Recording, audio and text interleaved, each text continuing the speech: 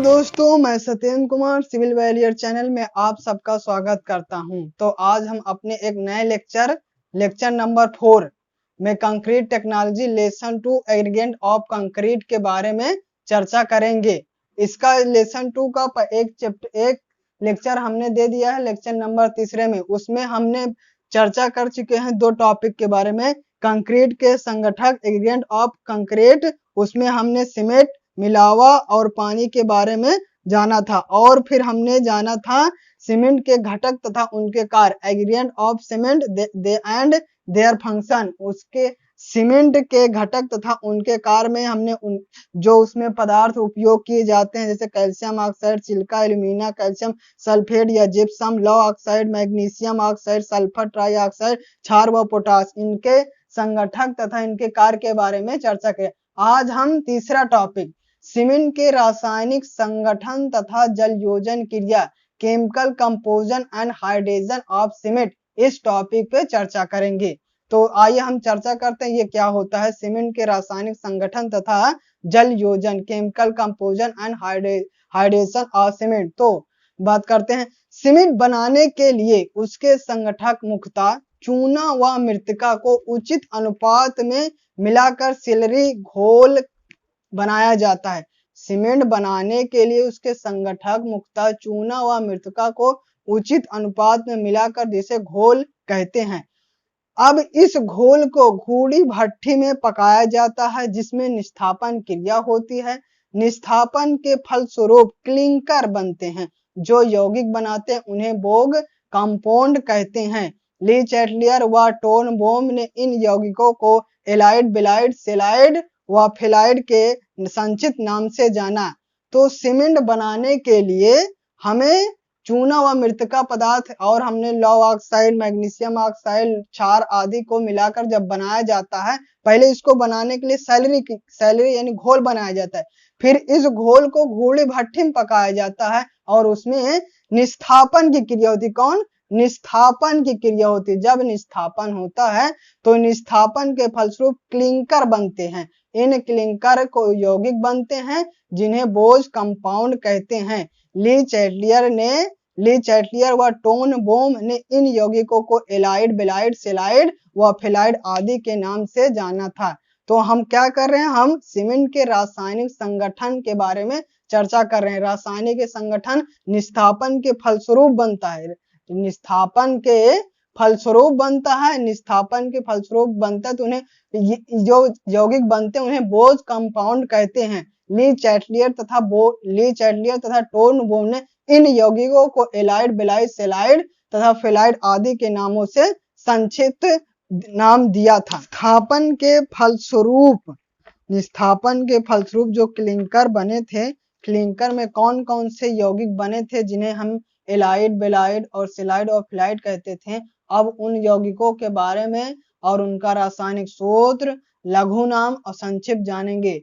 तो सबसे पहले क्या है, सबसे पहले यौगिक जो बनते हैं निस्थापन के फलस्वरूप उन्हें ट्राई कैल्शियम सिलिकेट, पहला नंबर कौन है, ट्राई कैल्शियम सिलिकेट।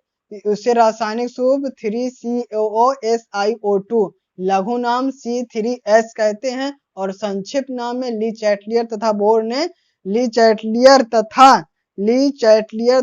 तथा टोनबोम ने इन्हें एलाइड नाम दिया था। फिर दूसरा नंबर है डाई कैल्शियम सिलिकेट, 2COSiO2, इसे लघु नाम C2S, इसे कहते हैं बेलाइड। और फिर तीसरा नंबर है try calcium aluminate, 3COAL2O3, C3A, सेलाइड इसे कहते हैं। और tetra calcium एल्यूमिनोफेराइड, 4COL2O3, Fe2O3, C4F, फिलाइड कहते हैं।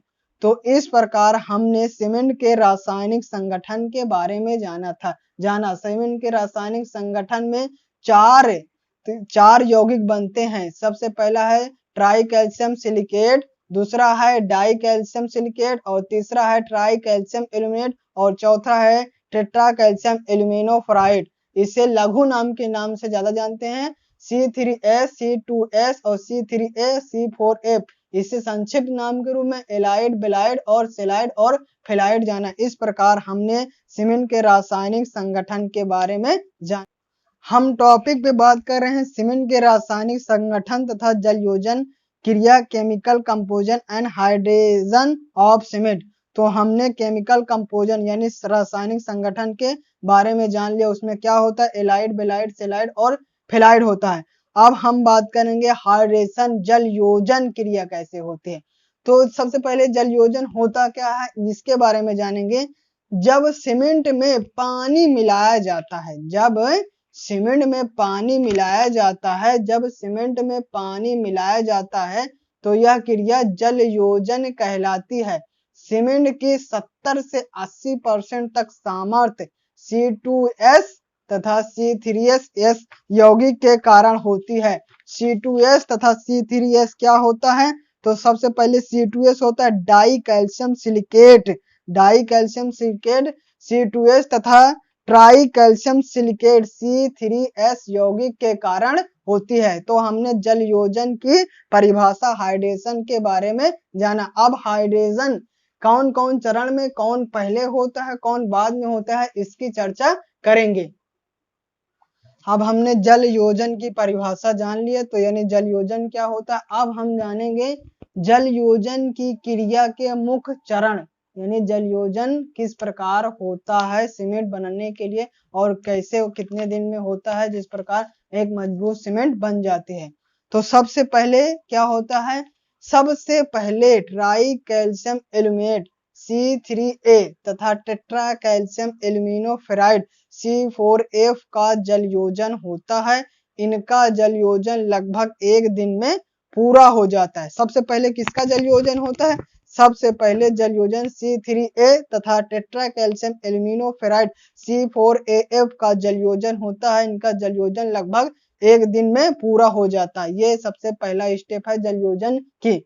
दूसरा स्टेप क्या है, इसके बाद try calcium silicate C3S, try calcium इसके बाद ट्राई कैल्शियम सिलिकेट C3S जो सीमेंट का सबसे महत्वपूर्ण घटक है का जलयोजन लगभग एक सप्ताह में इसके काफी बड़े भाग का जलयोजन हो जाता है। पहले स्टेप में किसका किसका होता है, पहले स्टेप में C3A तथा C4F का होता है, कितने दिन में, 1 दिन में। दूसरे स्टेप में क्या होता है, C3S का होता है, 1 सप्ताह में हो जाता है। और तीसरा स्टेप है डाई कैल्शियम सिलिकेट C2S, किसका, C2S की जमाव की दर बहुत धीमी होती है। यह क्रिया लगभग वर्षों तक चलती है, जबकि 28 दिन के बाद इसकी दर बहुत धीमी हो जाती है। तो जलयोजन के मुख्य चरण कितने हैं, जलयोजन के मुख्य चरण 3 हैं। सबसे पहले C3A तथा C4 का होता है, ये 1 दिन में हो जाता है। दूसरा है C3S का होता है, इसका जलयोजन 1 सप्ताह लगता है। और तीसरा होता है C2S, इसकी जमाव की दर लगभग 1 साल होती है, लेकिन 28 दिन में, पहले 28 दिन सही चलती मगर फिर उसके बाद बहुत धीमी हो जाती है, जो लगभग वर्षों तक चलती है। इस प्रकार हमने सीमेंट के रासायनिक संगठन तथा जलयोजन की क्रिया के बारे में चर्चा किया। अब हम बात करेंगे सीमेंट के स्थलीय परीक्षण। तो सीमेंट के परीक्षण 2 प्रकार के होते हैं, एक होता है प्रयोगशाला परीक्षण, दूसरा होता है स्थलीय परीक्षण। मतलब जब कोई प्रकार का हमारा यंत्र नहीं होता, उसे देखकर और छूकर कैसे पता लगाया जाता है, स्थलीय परीक्षण के अंतर्गत आता है। तो स्थलीय परीक्षण हम कैसे करते हैं, जब हम साइट पे जाते हैं, यदि हमको सीमेंट को देखना है कि वास्तव में सीमेंट सही है, अच्छी क्वालिटी नहीं है, तो उस प्रकार का परीक्षण कैसे किया जाता है, उस परीक्षण के बारे में हम चर्चा करेंगे। तो सबसे पहले स्थलीय परीक्षण के अंतर्गत यानी साइड परीक्षण के अंतर्गत, साइड फील्ड टेस्ट सीमेंट के अंतर्गत सबसे पहले आता है रंग किस प्रकार होता है, तो साधारण सीमेंट का रंग विशेष प्रकार का हरा धूसर होता है। यदि हम देखें कि सीमेंट हरा धूसर है तो सीमेंट सही है। दूसरा है महीनपन, दूसरा है साइड परीक्षण के अंतर्गत फील्ड टेस्ट सीमेंट के अंतर्गत दूसरा है महीनपन। सीमेंट महीन पिसा होना चाहिए, छूने से इसका पता लग जाता है।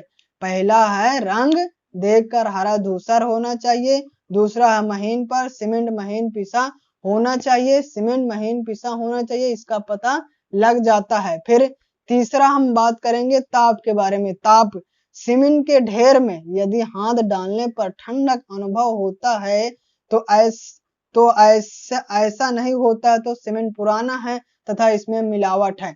यदि हम कोई सीमेंट है उसमें हाथ डालकर पता करें यदि ठंडक अनुभव हो रहा है तो सीमेंट सही है, यदि ठंडक महसूस नहीं हो रहा है तो समझ लीजिए कि सीमेंट बहुत पुराना है तथा इसमें या फिर किसी प्रकार का मिलावट है। और चौथा है पानी में जांच। साइड टेस्ट के अंतर्गत यदि हम पानी से भरी बाल्टी में मुट्ठी भर सीमेंट डालने पर यह नीचे तली पर बैठ जाना चाहिए। यदि सीमेंट तैरता रहता है तो इसे अस्वीकार होता है। तो सीमेंट के स्थलीय परीक्षण के अंतर्गत हम देख रहे हैं 4 स्टेप जान रहे हैं, 4 परीक्षण है। पहला रंग, तो रंग देखना चाहिए, रंग हरा धूसर होना चाहिए। महीन पर, इसका हमें छूने से पता लग जाना चाहिए कि ये महीनपन है। ताप, यदि उसके हाथ डाल दे तो ठंडक महसूस होना चाहिए। और पानी में जांच, पानी से भरी बाल्टी में यदि मुट्ठी भर सीमेंट डाल दिया जाए तो नीचे तले पर बैठ जाना चाहिए। इस प्रकार हमने रंग, महीनपन, ताप और पानी में जांच के सीमेंट परीक्षण स्थली के बारे में चर्चा की। सीमेंट के स्थलीय परीक्षण में हमने 4 चर्चा कर ली। अब हम अगला चर्चा करेंगे ढेलों की उपस्थिति। ढेले यदि सीमेंट में है तो उसका कैसे परीक्षण करेंगे। सीमेंट में कोई नमी नहीं होनी चाहिए। नम वायु के संपर्क आने में इसमें छोटे छोटे ढेले पड़ जाते हैं। यदि यह ढेले अंगूठे के दाब से ना टूटे तो सीमेंट सेट हुआ माना जाता, ऐसा सीमेंट बेकार होता है। तो हम 5वां बात कर रहे हैं ढेलों की उपस्थिति। तो सीमेंट में यदि कोई नमी नहीं होनी चाहिए, पहली बात तो नमी नहीं होना चाहिए। ये नम वायु के संपर्क में आए तो इसमें छोटे छोटे ढेले पड़ जाते हैं। यदि यह ढेले अंगूठे के दाब से न टूटे तो सीमेंट सेट हुआ माना जाता है।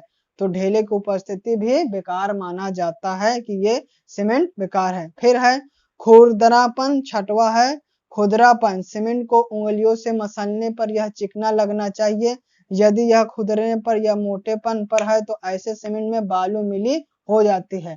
उसका स्थलीय परीक्षण करने के लिए खुरदरापन देखते हैं। यदि हम सीमेंट को उंगली से मसलते हैं, चिकनापन महसूस होना चाहिए। यदि खुरदनापन या मोटापन प्रतीत होता है तो समझ लेना चाहिए कि इसमें बालू मिली है। पहले खुरदनापन। फिर हम मिलावट की जांच कैसे करेंगे। तो मुट्ठी भर सीमेंट लेकर, मिलावट की जांच कैसे करेंगे, मुट्ठी भर सीमेंट लेकर उसके लोहे की प्लेट में रखकर 20 मिनट तक गर्म करते हैं। यदि सीमेंट मिलावटी होगी तो अपना रंग बदल देगी। मिलावट की जांच कैसे करेंगे। मिलावट की जांच करने के लिए 20 मिनट तक लोहे की प्लेट में रखकर गर्म करेंगे। यदि मिलावटी सीमेंट होगी तो अपना रंग बदल देगा। इस प्रकार मिलावट की जांच करें। तो हमने सीमेंट के परीक्षण के बारे में 7 स्टेप जाना। पहला ढेलों की उपस्थिति, फिर खुरदरापन। इस प्रकार हमने सीमेंट के स्थलीय परीक्षण के बारे में जाना। ये लेक्चर हम यही समाप्त करते हैं। यदि यह लेक्चर आपको हमारे समझाया द्वारा हुआ आपको अच्छा लगे तो इस वीडियो को लाइक करिए, सब्सक्राइब करिए और बेल आइकन का दाब दीजिए, जिससे हम कोई भी वीडियो डालें तो आपको सबसे पहले पहुंचे। Thanks for watching.